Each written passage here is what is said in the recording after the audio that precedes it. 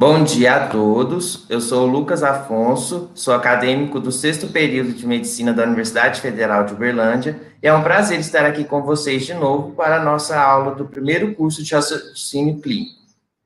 Bem, tenho dois lembretes para vocês. O primeiro é que o chat estará disponível para todos para fazer perguntas e, ao final da aula, o professor irá responder algumas. E o segundo é que após 30 minutos, durante os 30 minutos após a aula, o formulário de presença estará aberto para os inscritos. Lembrando que são necessários pelo menos 75% de presença para a emissão do certificado.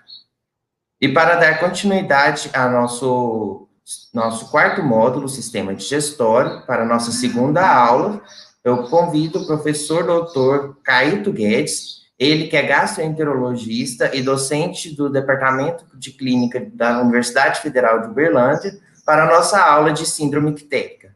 Bom dia, doutor Caíto. Bom dia, pessoal. É um prazer estar aqui com vocês. O Lucas, eu queria agradecer, porque colaborou muito comigo na construção dessa aula, principalmente na parte de informática. E vamos estar junto nessa hora agora para falar de uma situação que é extremamente comum no nosso meio. Pessoal, gostaria que vocês ficassem atentos ao início dessa aula, porque eu acho que o início vai ser muito importante para o entendimento das síndromes hiperbilirrubinémicas. Gostaria de lembrar a vocês que isso é uma situação que, independente da especialidade, ela vai estar em contato com todos vocês. A ortopedia, a ginecologia, a cirurgia, todos vamos estar diante de uma situação em que você vai dar de encontro com um paciente ictérico.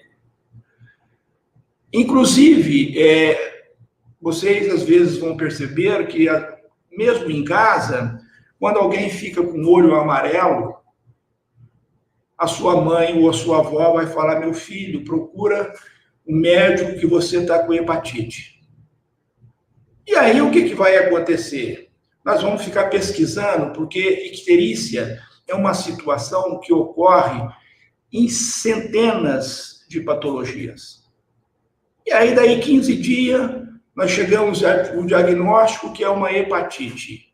Aí, sua mãe vai perguntar: e aí, o que deu? É uma hepatite, mas demorou 15 dias para perceber que era isso. Eu já sabia desde o início.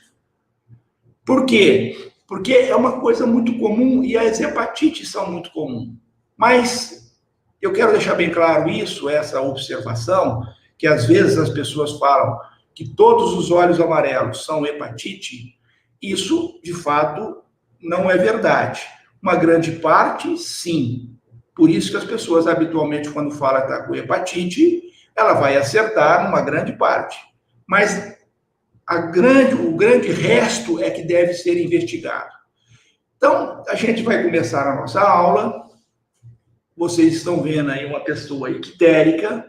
Então, o que seria icterícia? Primeira coisa, icterícia é um sinal clínico que se caracteriza pela presença de mucosa, pele e escleras amareladas, em consequência do aumento da bilirrubina no sangue, geralmente acima de 2,5 miligramas por decilitro. Então, todas as vezes que eu tiver o aumento da bilirrubina, e esse aumento, nós vamos ver um pouquinho na frente, ele pode se dar por várias maneiras. Ou aumentou a produção de bilirrubina, ou nós estamos com dificuldade de eliminação. Enfim, se você ultrapassa ou chega em torno de 2,5, o organismo não conseguiu eliminar de maneira adequada e começa a subir os níveis de bilirrubina, quando está a nível de 2,5, você começa a perceber que a pele, as escleras e as mucosas dos pacientes encontram-se amareladas. Todo mundo lembra? E se dá também nas mucosas, como eu acabei de falar aqui agora. E quando é na mucosa, principalmente debaixo da língua. A gente pede para a pessoa levantar a língua e você vai ver que aquela região da mucosa está amarelada. Bom, ela pode resultar de vários distúrbios. Claro que a hepatite é a mais comum delas, mas nós temos centenas de outras patologias que pode cursar com icterícia. E o que acontece? Isso pode variar desde um comprometimento inócuo da bilirrubina, quer dizer, uma situação que não vai trazer nenhum prejuízo para o paciente, como a síndrome de Gilbert, que é uma dificuldade, mais para frente nós vamos ver um pouquinho, mas ela está presente em 5% da população ocidental. E ela é um problema funcional da UDP, glucuroniltransferase, que nós vamos ver no metabolismo da bilirrubina. Quando essa situação, essa capacidade dessa enzima está um pouquinho alterada, você pode ter uma icterícia. Mas ela não vai te trazer situação nenhuma de gravidade. Mas nós podemos ter situações graves, como as hepatopatias e as doenças das vias biliares, que são, na verdade, situações potencialmente letais. Então, para a gente discutir hiperbilirrubinemia, presta atenção, pessoal. É necessário que você entenda o metabolismo da bilirrubina. Porque a hiperbilirrubinemia, se você não tiver entendimento de como chega na bilirrubina, você não vai conseguir entender a sua aula que nós estamos fazendo agora. Primeiro, da onde vem a bilirrubina? A bilirrubina é um produto que deve ser eliminado. Nós chamamos que é um catabólito que deve ser excretado. Pois é, mas da onde que ele vem? Ele vem do grupo M. Então, nós vamos observar aqui, no canto direito da tela, onde que origina esse grupo M, que é o radical que vai trazer para nós a bilirrubina. Primeiro, os eritrócitos senis. Nós sabemos que os eritrócitos senis, em torno de 100 a 120 dias, esses eritrócitos precisam ser removidos. Então, nós produzimos por dia 4 miligramas por quilo de peso de bilirrubina. Quer dizer, então todo dia tem uma troca.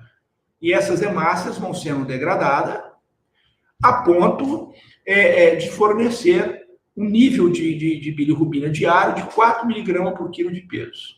Eu estou falando dos eritrócitos senis, que é aquele que está em torno de 100 a 120 dias, que é a duração da hemácia, porque ele é o responsável maior.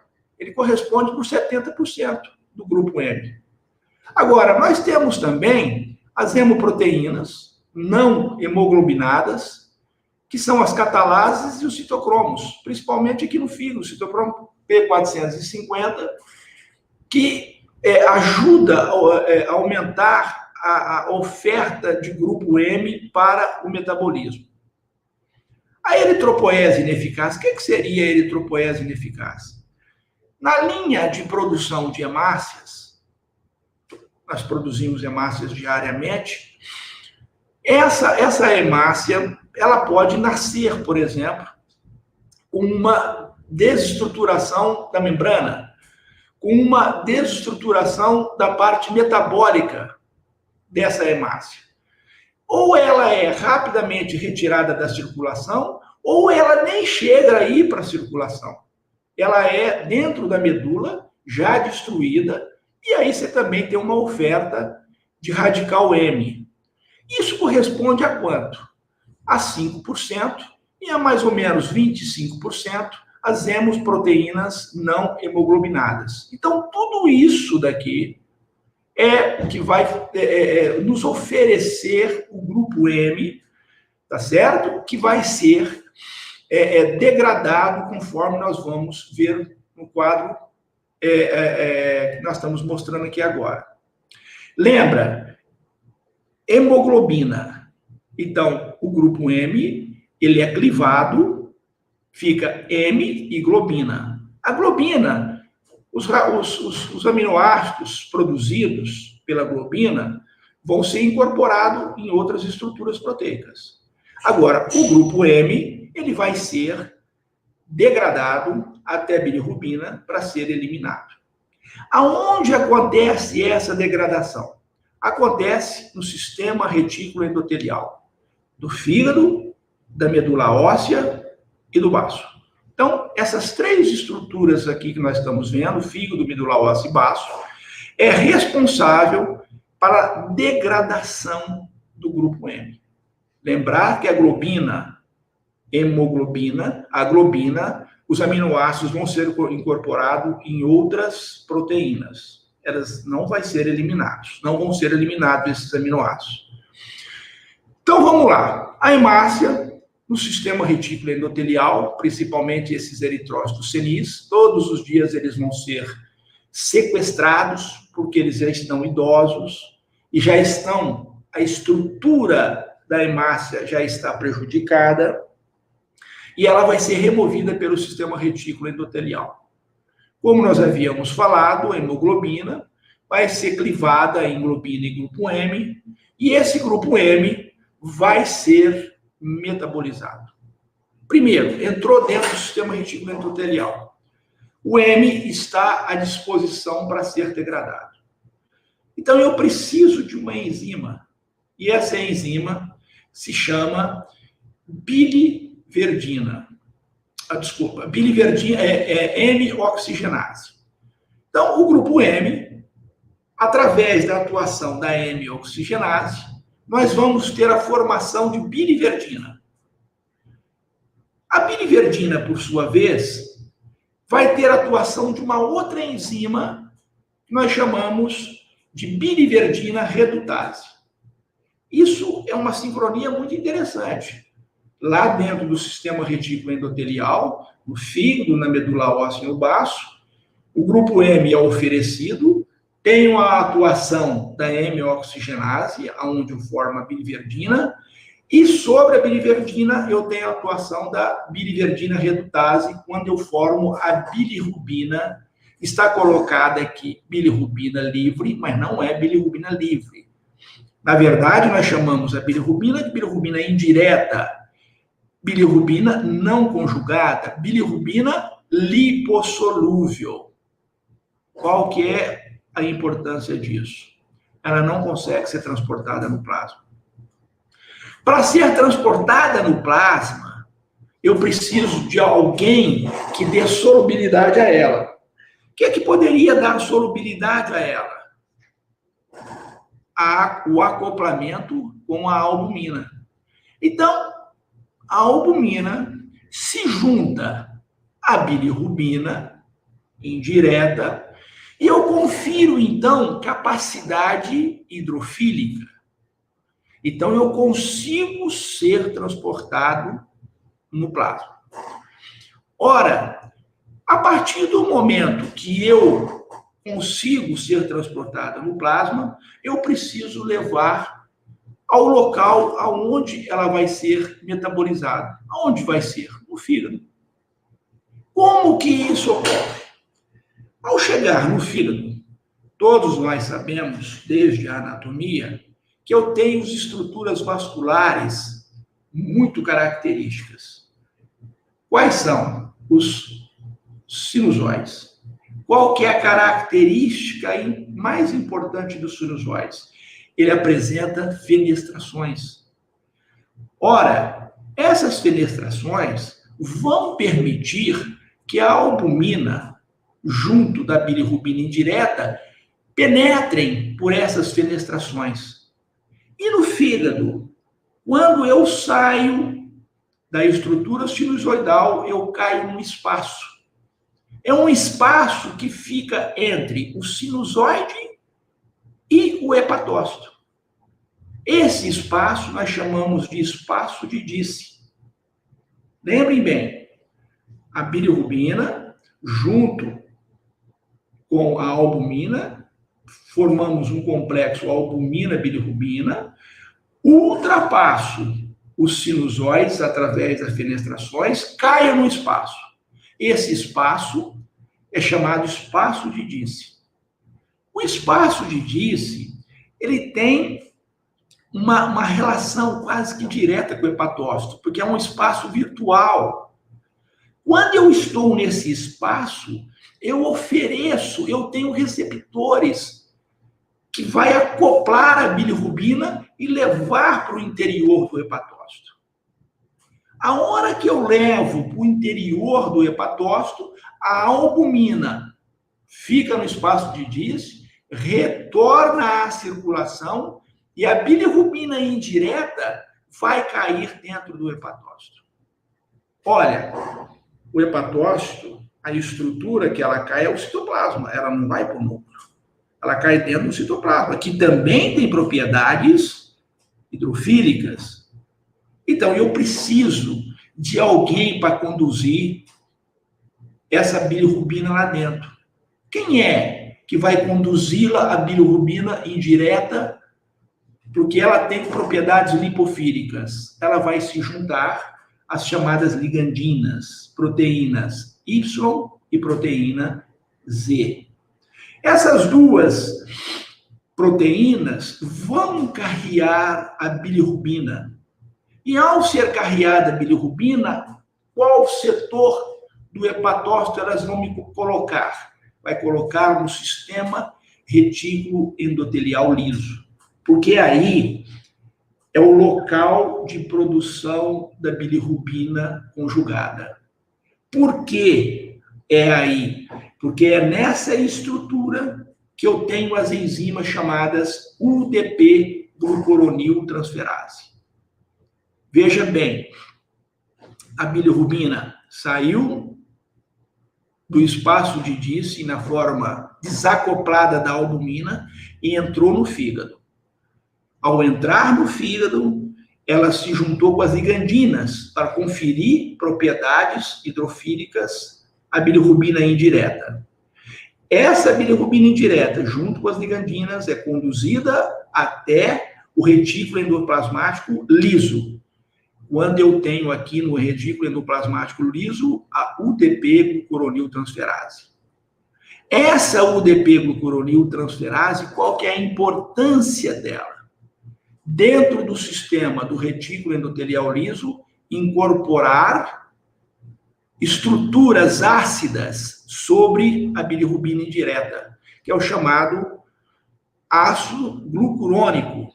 Então, a partir do momento que eu coloco a UDP-glucuroniltransferase, ela incorpora, enxerta sobre a estrutura de bilirrubina indireta os ácidos glucurônicos. E aí eu vou conferir a essa bilirrubina a capacidade hidrofílica, e ficando também chamada de bilirrubina direta, também chamada de bilirrubina conjugada e também chamada de bilirrubina hidrofílica. Por que que ela ficou hidrofílica? Pela inserção de radicais de ácido glucurônico sobre a sua superfície. Na verdade, 80% dessa estrutura da bilirrubina indireta recebe dois ácidos. Por isso que nós chamamos de diglucoronato de bilirrubina, porque a grande maioria desses radicais recebe dois de bilirrubina, recebe dois radicais do ácido glucurônico. E aqui nós temos a bilirrubina conjugada. Bom, estabelecido a bilirrubina conjugada, o que é que vai acontecer? Ela vai ser eliminada na bile para o intestino. Então, veja bem, ela não vai agora, a bilirrubina conjugada, ela não vai ser mais uma coisa isolada. Ela vai junto com outras estruturas, como colesterol, como sais biliares, como colesterol, como fosfolípides, traços de fosfolípides, eletrólitos. Então, a bilirrubina conjugada começa a fazer parte de uma solução que nós chamamos de bile.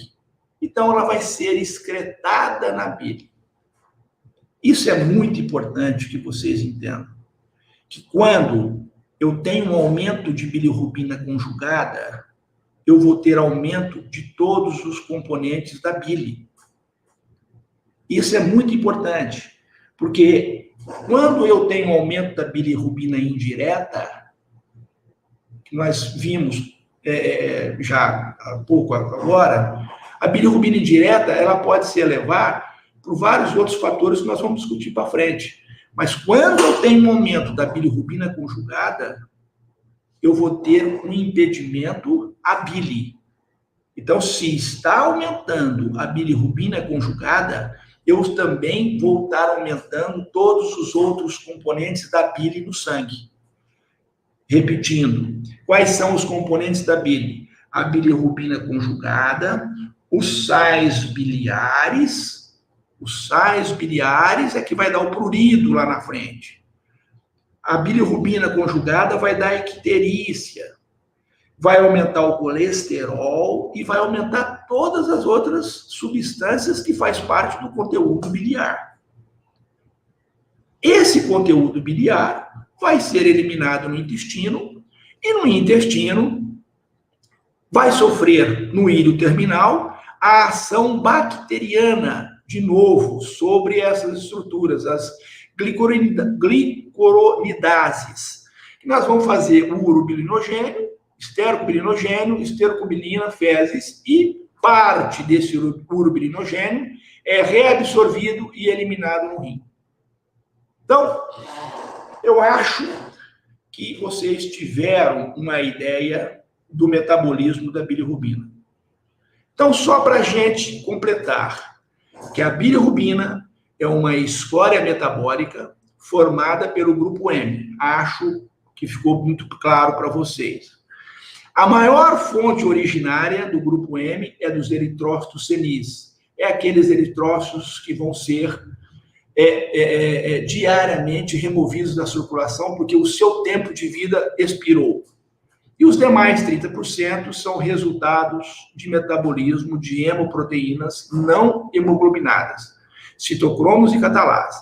Lembra que eu fiz referência para vocês da eritropoese ineficaz. É aquela hemácia que já nasce com defeito, ou na membrana, ou na estrutura metabólica, e que rapidamente ela é retirada da circulação. Visto o metabolismo da bilirrubina, eu só quero mostrar para vocês como isso ocorre lá dentro do sistema retículo endotelial. Veja bem, a hemácia, tá? Sequestrada pelo sistema retículo endotelial, ela é sequestrada por quem? Pelo fígado, pelo baço, pela medula óssea. Ao ser sequestrada, há uma clivagem, nós havíamos comentado há pouco.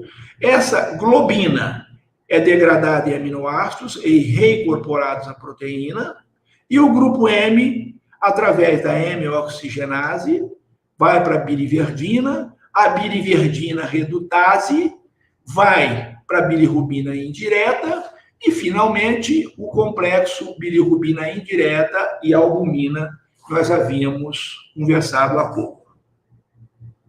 E esse complexo, claro, vai ser transportado até o fígado, chega lá no fígado, o que é que vai acontecer, pessoal?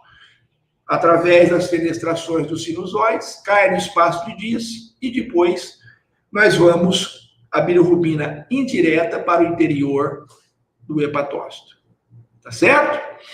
E aqui, nós acabamos de falar, o que é que acontece no fígado? É a conjugação. Eu chego, tudo isso que eu falei é para mostrar isso daqui. A bilirrubina não conjugada, ela é transportada até o fígado e depois ela é enxertado na bilirrubina conjugada o ácido glucurônico e nós vamos ter a formação do quê? Dos diglucoronato de bilirrubina ou monoglucoronato. 80% recebe 2 radicais. E 20% recebe um só radical, por isso que nós chamamos de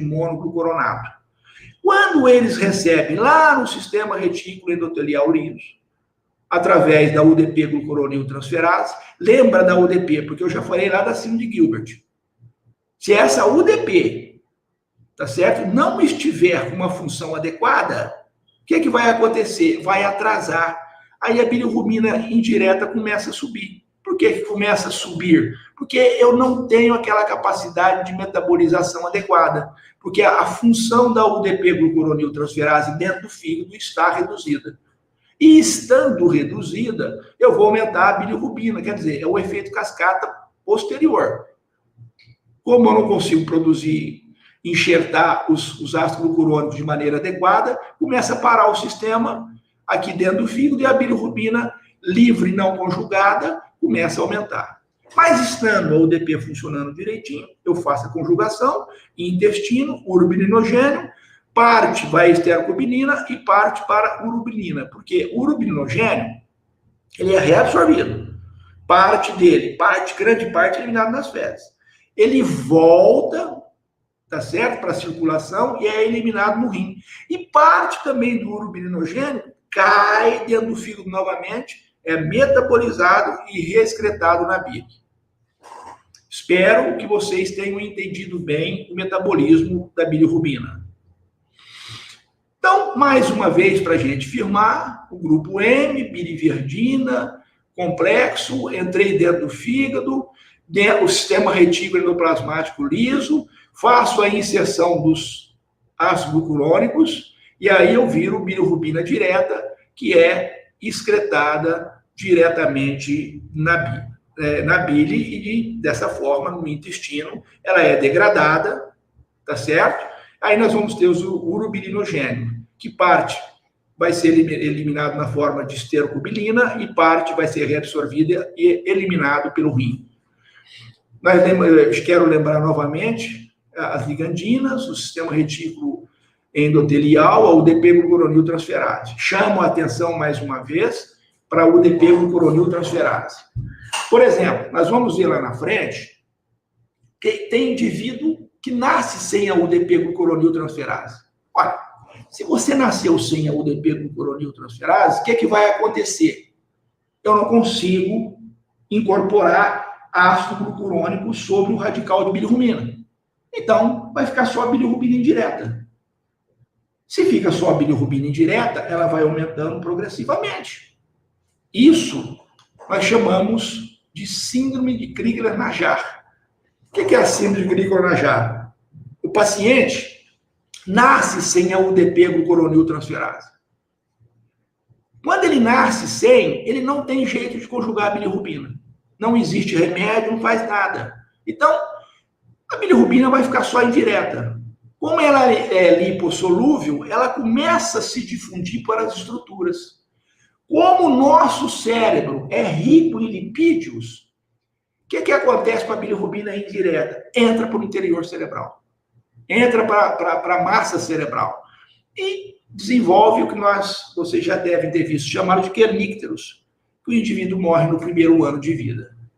Então, isso é importante. No Gilbert, a UDP-glucuroniltransferase, ela tem redução da função. Ao ter redução da função, ela permite, ainda assim, que haja conjugação. Por isso que é uma patologia que não vai trazer nenhum prejuízo para a pessoa.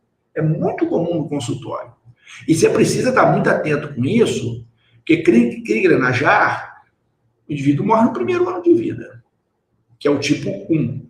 O tipo 2 de Crigler-Najjar, ele tem uma redução substancial de UDP-glucuroniltransferase. Ele não tem ausência. Ele consegue fazer o metabolismo ainda. Mas o cara vive normal, mas fica diariamente ictérico. Mas a UDP-glucuroniltransferase, quando ela tem só diminuição da função, nós chamamos de síndrome de Gilbert. Tá bom? Então, veja bem. Entendido isso, nós vamos fazer os monoglucoronatos, o diglucoronato, quando a UDP-glucuroniltransferase está funcionando bem, forma os monoglucoronatos. Então, a bilirrubina direta, também chamada de conjugada, hidrossolúvel, é excretada junto todo o componente da bile. Tudo bem? Vamos para o próximo. Qual que é a importância da síndrome de hiperbilirrubinemia? Quando a pessoa fica ictérica, nós vamos ter que fazer o chamado diagnóstico diferencial. Nós vamos ter que dissecar essa icterícia. Por isso que eu falei, como a hepatite é extremamente comum, a mãe e a vovó habitualmente acertam. Aí nós ficamos 15, 20 dias estudando o indivíduo para chegar à conclusão de que foi hepatite. Aí a sua mãe vai falar lá, mas eu não precisei nem fazer medicina, eu já sabia que era isso. E pronto, e na verdade, nós não estamos aqui para contestar nem mãe nem pai, nem avô. Nós estamos aqui para fazer um diagnóstico adequado.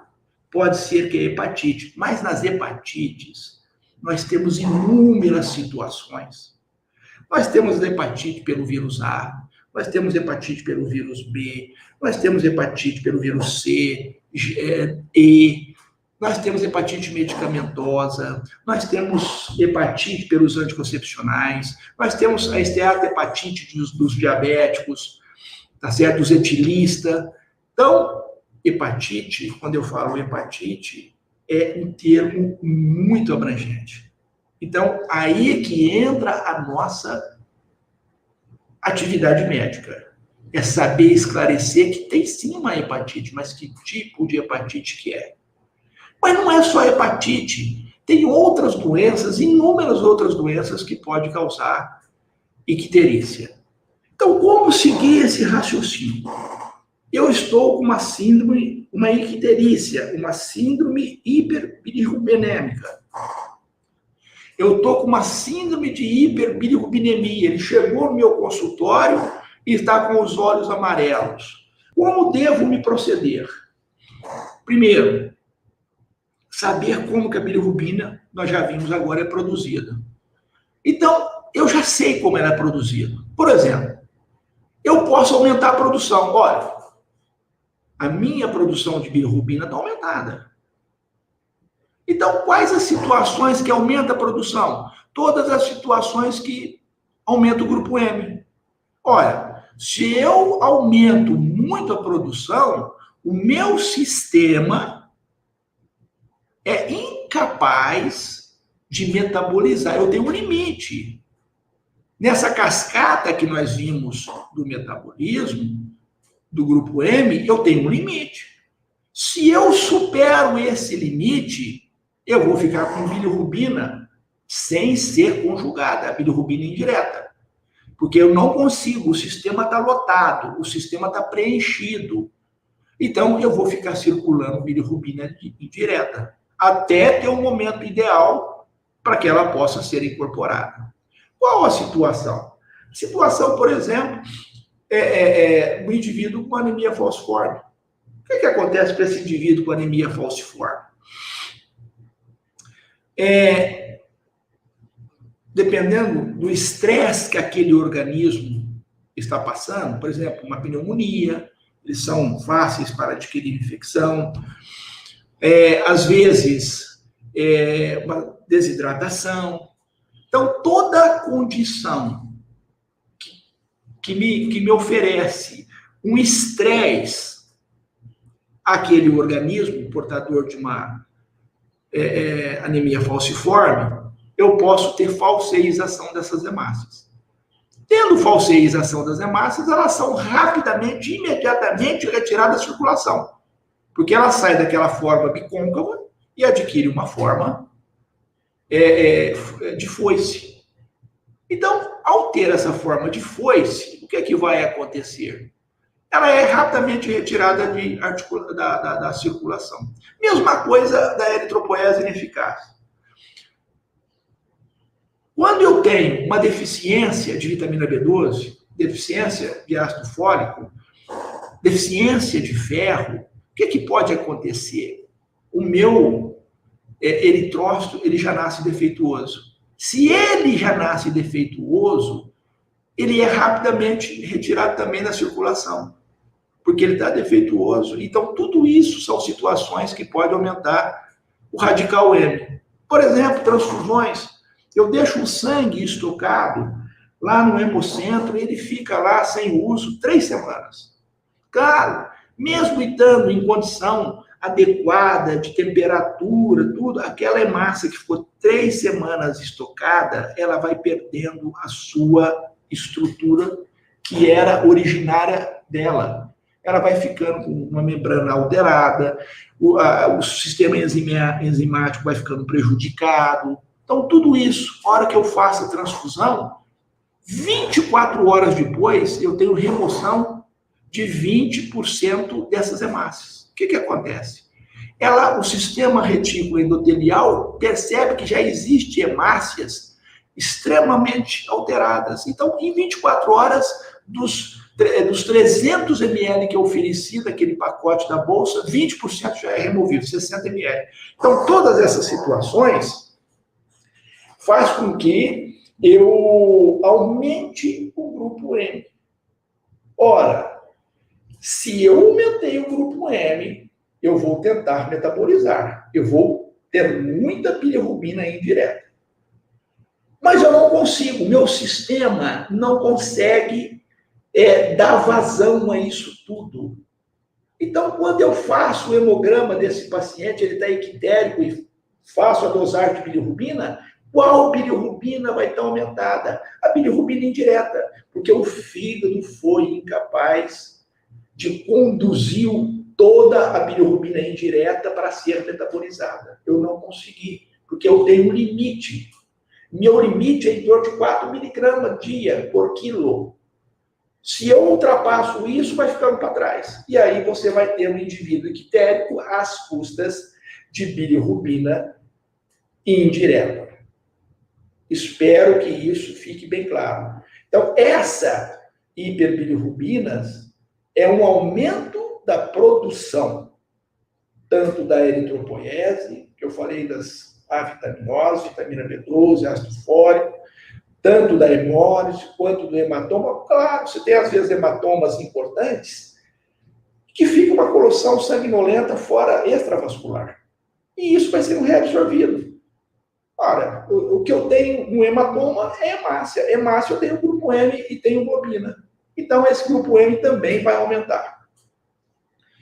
Por outro lado, gente, nós temos uma diminuição da depuração de bilirrubina. Qual que é essa situação? Nós temos duas situações extremamente importantes. Uma nós acabamos de comentar há pouco. São chamados defeitos hereditários. A síndrome de Gilbert, a síndrome de Crigler-Najjar tipo 1, tipo 2, a síndrome de Tubin-Johnson e a síndrome de Rotor. Eu não tive a oportunidade ainda de ver uma síndrome de Tubin-Johnson e uma síndrome de Rotor. Eu já estou com 35 anos de formado. Mas tive de Crigler-Najjar, já vi alguns casos.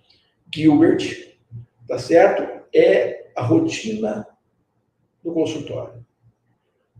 Porque ele chega ictérico, você faz a dosagem e vem bilirrubina indireta aumentada em torno de 2 a 3 miligramas por decilitro.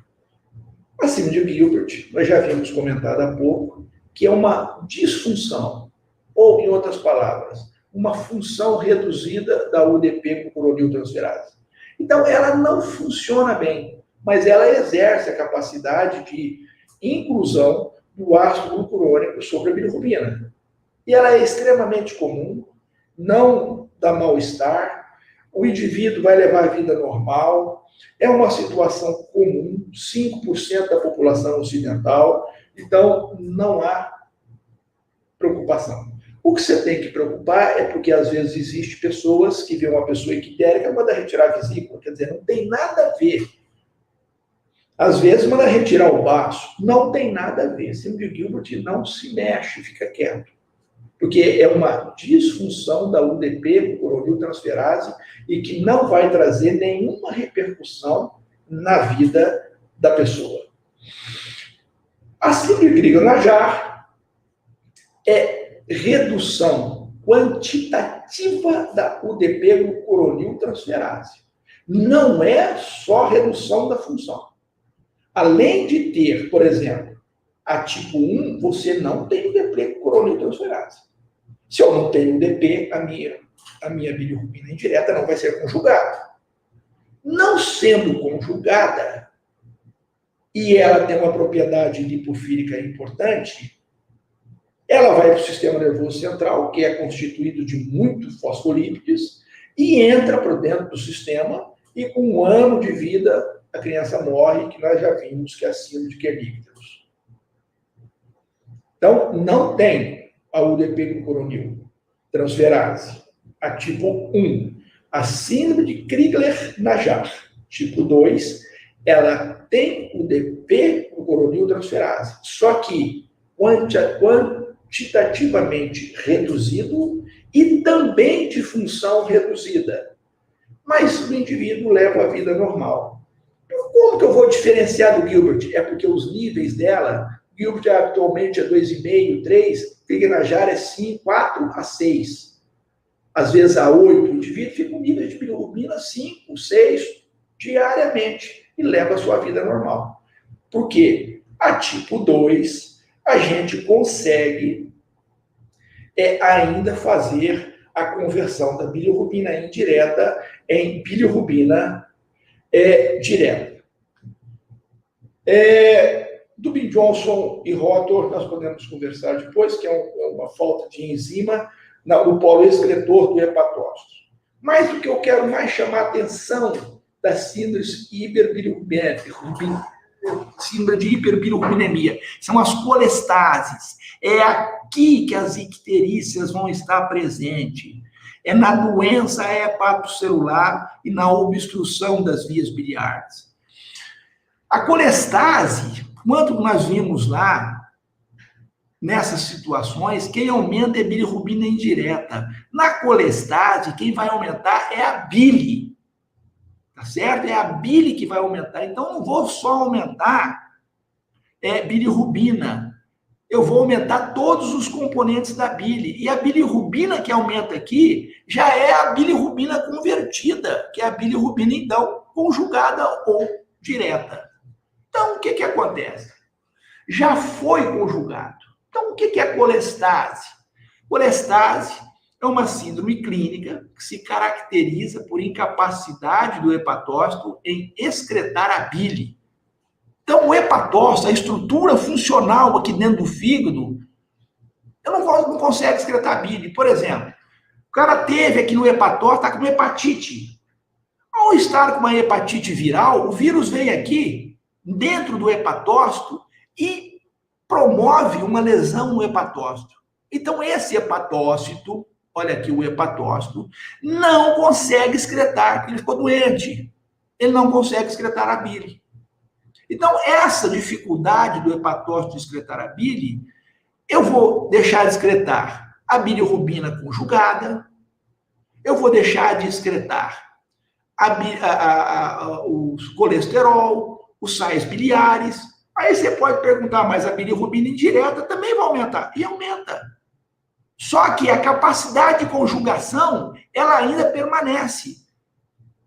O que é mais dificuldade é a capacidade de excreção. Porque o que acontece? Quando esse hepatócito fica doente, veja bem, ele incha, ele promove uma degeneração. Então, esse espaço aonde vai ser, esse pequeno espaço, onde vai ser eliminado a bile, ele fica reduzido, fica fechado. Então, mesmo doente, eu consigo conjugar, mas não consigo excretar, porque, veja bem, que a formação dos canalículos biliares está aqui, a formação deles, na forma inicial, é a própria parede do hepatócito. O hepatócito fica doente, aqui, ó. O hepatócito fica doente, o que vai acontecer? Eu não consigo excretar, porque a parede inicial é o próprio hepatócito. Ele encosta um no outro, ele é mais fácil passar o conteúdo dele para o outro hepatócito do que o canalículo fica perdido. O canalículo praticamente não tem. E a conjugação ainda continua, apesar da dificuldade. Então, a minha bilirrubina indireta aumenta? Aumenta, mas quem aumenta muito mais? A bilirrubina direta. Por isso que na colestase eu sempre vou ter aumento proporcional ou quantitativo maior do que a bilirrubina indireta. Quando as duas estão iguais, lembra, a bilirrubina direta, o normal dela no sangue é 0,25. E o da bilirrubina indireta, o normal é 0,75. Então, você vê lá, os dois, você está com 4 de bilirrubina. Então, dá 2 de bilirrubina direta e 2 de bilirrubina direta. Só que a bilirrubina direta está 8 vezes mais aumentada, porque o normal é até 0,25. E a outra? A outra está aumentada 3 vezes. 4 vezes, está metade. Então, lembra, colestase é sinônimo de aumento de bilirrubina direta. A conjugação continua, mas a excreção, em virtude da dificuldade do hepatócito em excretar, porque ele encosta praticamente um no outro. O início da formação do canalículo é a própria parede do hepatócito. O vírus entrou, promoveu uma degeneração, ele ficou balonizado, fala muito em patologia, balonização do hepatócito, e ele encosta um no outro, quer dizer, ele não consegue excretar. Por isso que a bilirrubina indireta não consegue ganhar os canalículos. Mas junto com a bilirrubina direta, que não ganha os canalículos, outros produtos da bile também não ganham, como sais biliares, colesterol, tudo fica parado nos canalículos. Por quê? O hepatócito foi ofendido, foi agredido. Então, colestase é isso. É uma síndrome clínica que se caracteriza por incapacidade do hepatócito de excretar a bile. O hepatócito não consegue, conforme nós havíamos falado. Ou eu tenho uma obstrução ao fluxo biliar. Chega aqui, por exemplo, tem um cálculo aqui. Então, a bile vem, cálculo de bile. Ele chega e para aqui. Cálculo da vesícula. Ou ele tem um tumor de pâncreas. O tumor de pâncreas vem aqui e fecha esse colético. Não toda secreção que vem, a bile fica parada aqui. Ao ficar parado, tudo vai retornar e vai para a corrente sanguínea. Bom, entenda isso. Colestase é um impedimento ao fluxo biliar, que pode ser dentro do fígado. Eu estou tendo um impedimento biliar dentro do fígado, através do hepatócito. Ou, por exemplo, você tem colangite esclerosante, que às vezes é tudo aqui dentro, ó. Esclerose, quer dizer, eles vão ficando fibrosados, esses colangiolos. Então, a bile é produzida, mas não consegue entrar. Então, a isso nós chamamos de colestase dentro do fígado, colestase intrahepática, aonde, além de aumentar a bilirrubina direta, eu vou aumentar todos os outros produtos da bile. Mas temos também aqui um impedimento ao fluxo biliar, por exemplo, no pâncreas, que tem um tumor. Ele fecha isso daqui. Então, ela não chega na papila. Ao não chegar na papila, isso aqui vai ficando, a bilirrubina vai ficando retida, junto com toda a bile. E aí, o que acontece? Aí eu tenho um outro grupo de todas as lesões chamada extrahepática. Então, nós temos colestase intrahepática e temos colestase extrahepática. Por exemplo, eu tenho, às vezes, um tumor da vesícula. Ela vem aqui, engloba tudo. Olha, ela pode, o tumor crescer e englobar o colédoco. Tá certo? E aí, não deixa, o que produz lá não consegue passar por aqui. Tá? Continuando, nós estamos na classificação das bilirrubinemias. Então, nós já vimos, na classificação das colestases. Aquilo que ocorre dentro do fígado, nós chamamos de colestase intrahepática, tá certo? E a colestase extrahepática é quando nós temos, por exemplo, um tumor que eu acabei de falar para vocês. Aqui o tumor pancreático. Esse tumor pancreático, ele entra dentro, ele destrói, ele impede, ele fecha o colético e fica tudo parado. Olha aqui como ficou grosso aqui. E aqui está fininho, porque ele fechou. Então, há um impedimento biliar nessa região. Veja esse caso que é muito comum no nosso meio. Quando a pedrinha sai do interior da vesícula, tá vendo? Ele saindo aqui, ó, ele vem e para aqui. Isso nós chamamos de coletocolitise. que é uma colestase extrahepática, porque está fora do fígado. Olha aqui, por exemplo, esse tumor aqui, chamado tumor de Klatskin.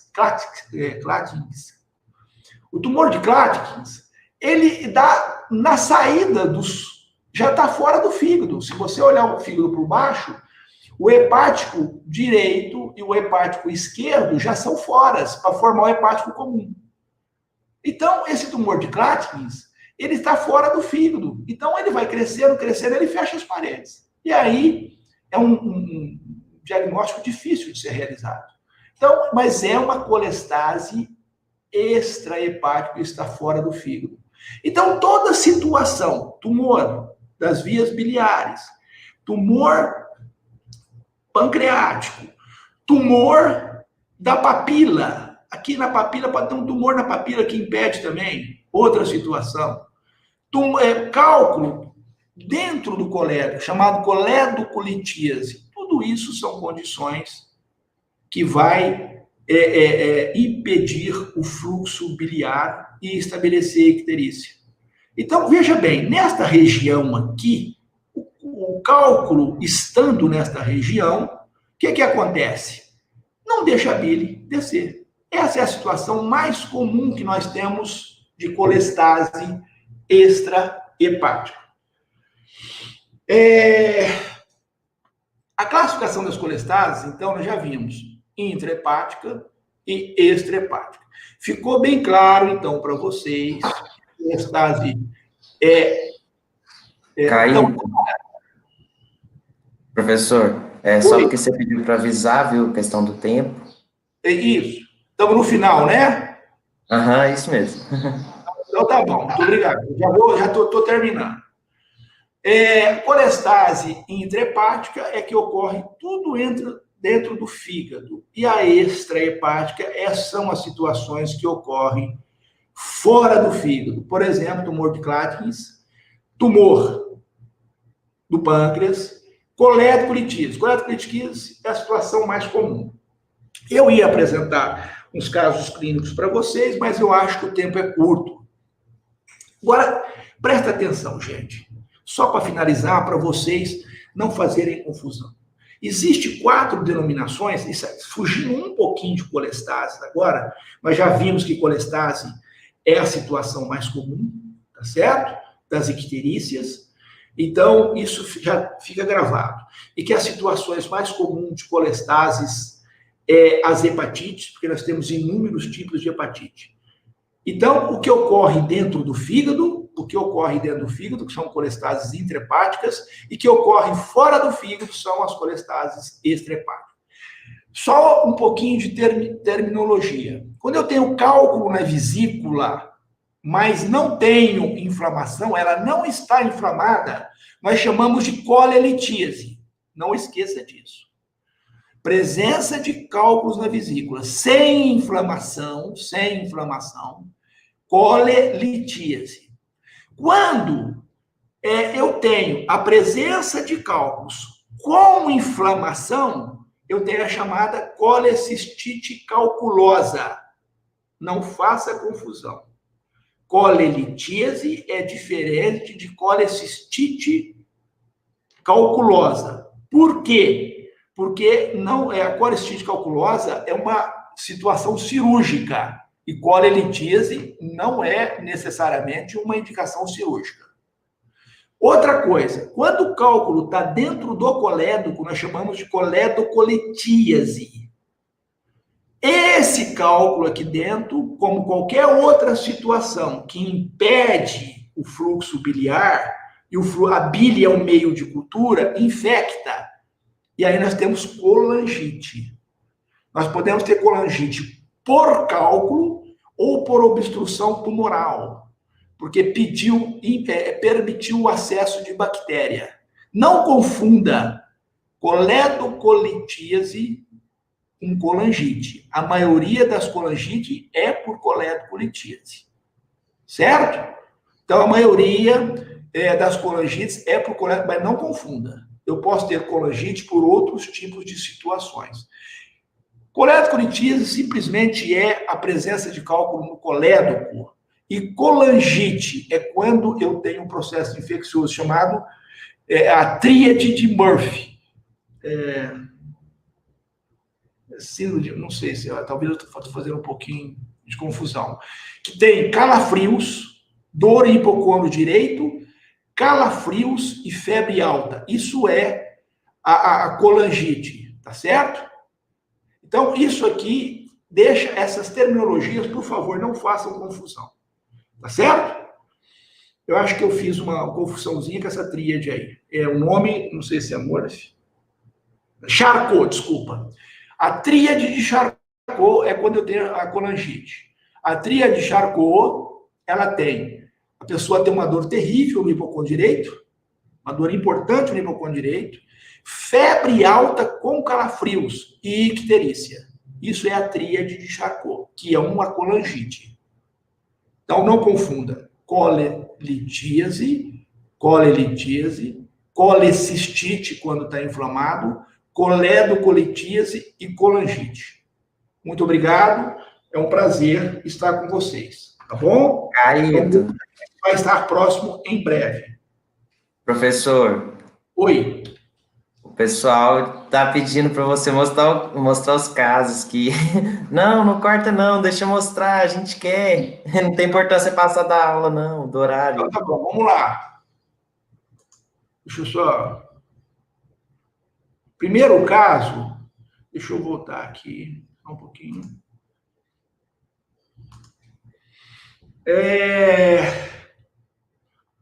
Bom, então, colestase intrahepática, hepatite, que é a causa mais comum. Mas, pelo amor de Deus, hepatite, a sua mãe vai acertar mesmo, ou sua vovó. Mas hepatite tem inúmeras situações. Então, nosso compromisso é esclarecer essa colestase.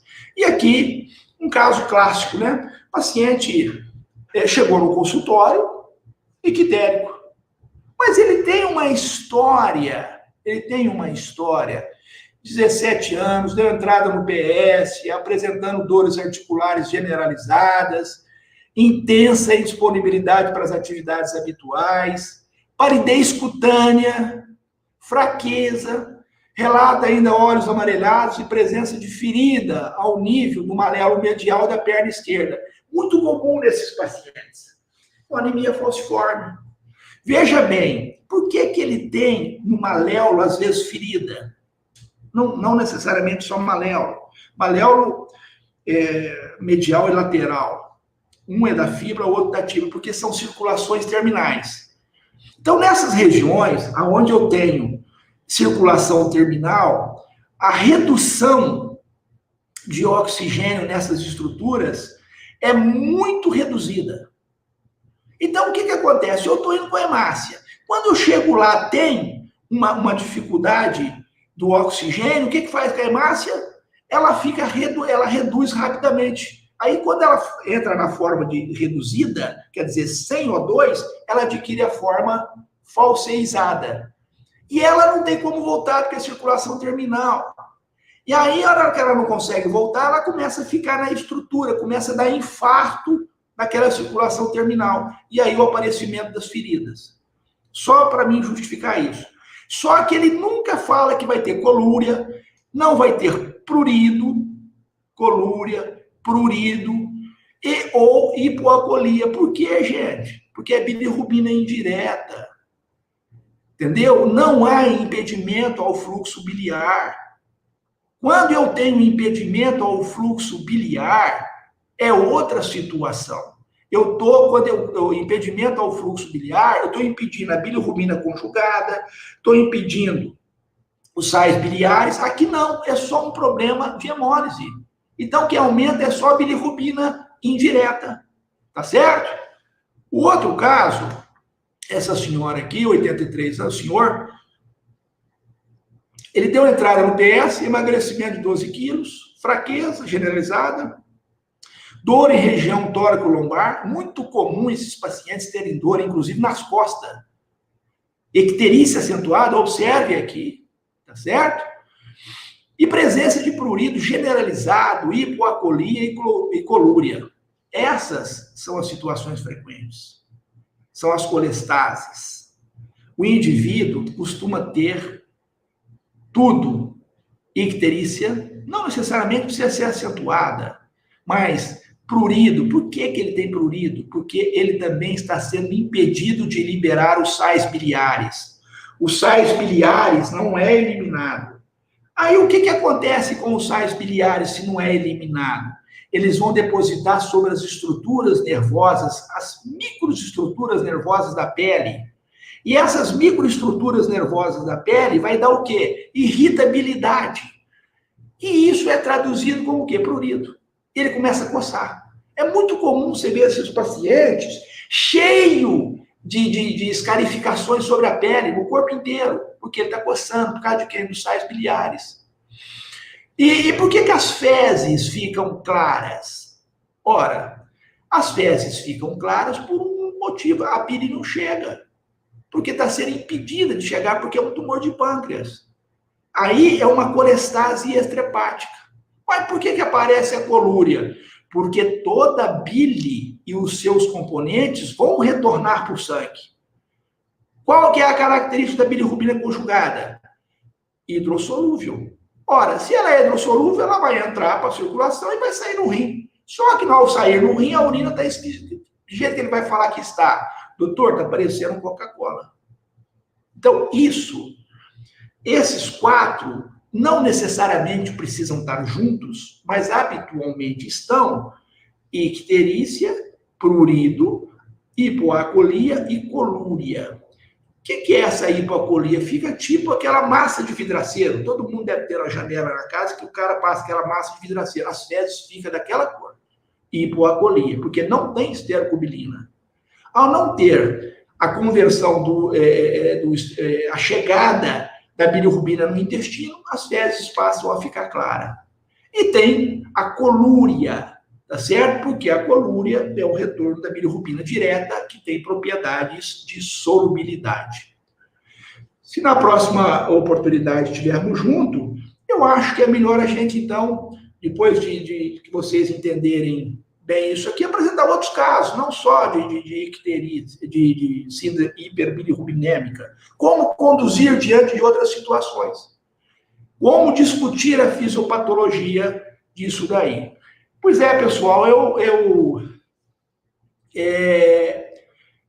queria mostrar mais para vocês. Por exemplo, aqui nós fazemos muita colanjo, tá? Que dá quadro semelhante de colestase. Você vê, são todos diagnósticos de colestase extrahepática. Tá vendo a pedra aqui, pessoal? Olha aqui a pedra. A gente vem com o colanjo. Vocês, ao invés de ficar aí parado e esperando a vida voltar, vem aqui no hospital, enche de máscara, enche de protetor e vem ver fazer colanjo. O que você está fazendo em casa? Está conversando com todo mundo aí? Vem aqui, vai lá ver no hospital, lá, fazer colanjo, ó, vamos tirar a pedra. Onde é que está a pedra? Aqui, olha aqui, ó. Isso aqui é a pedra, ó. 3 pedras, ó. Aqui, onde é que elas estão? Ó. Certo? Qual que é o problema da coletolitíase? Que ela impede o canal pancreático da pancreatite. É uma porcaria isso, que é da pancreatite. E outra, a bile não consegue descer. A bile não chega até o final. Então, volta tudo. Então, se volta a bile, colúria, pode dar prurido, pode dar todas as situações, por causa da obstrução biliar. Então, não confunda. Primeiro, colelitíase. Quando está inflamado, gente, colecistite. Coledocolitíase, está dentro do colédoco. Colangite é quando tem inflamação e infecção. É a chamada tríade de Charcot. A pessoa tem uma dor horrível na região do hipocôndrio, às vezes com irradiação para a região lombar, de forte intensidade, acompanhado, porque infecta, febre alta com calafrios. Tá certo? Febre altas com calafrios. Então, é isso que eu queria mostrar para vocês. Se necessário, nós podemos fazer depois uma nova discussão de outros casos clínicos. Seria bom que vocês, inclusive, tivessem a oportunidade de interação diante desses casos. Muito obrigado, pessoal. Espero que vocês tenham aproveitado alguma coisa. Aproveitou demais, Caíto. Todo mundo está elogiando bastante sua aula, falando sensacional, excelente. Deu para aprender aí, pessoal? Não fica aí. Nós temos que ter cuidado com o vírus, mas não pode ter medo dele, não, porque senão você não sai de casa, né? Aí vira aquela brigaiada com o pai, com a mãe, com o irmão, entendeu? Então, faça favor, vê se vem aqui, começa a participar das atividades e outra tem que ficar no hospital. Estava falando com os meninos aí agora, um pouco antes, que vocês perderam um tempo precioso, né? Nós vamos ter que pensar nessa possibilidade aí de ganhar tempo agora. Ô, professor, e a gente tem uma pergunta, que é da Ariana. O senhor disse que do urobilinogênio reabsorvido do intestino para o sangue, uma parte será excretada pelos rins e outra retornaria para o fígado.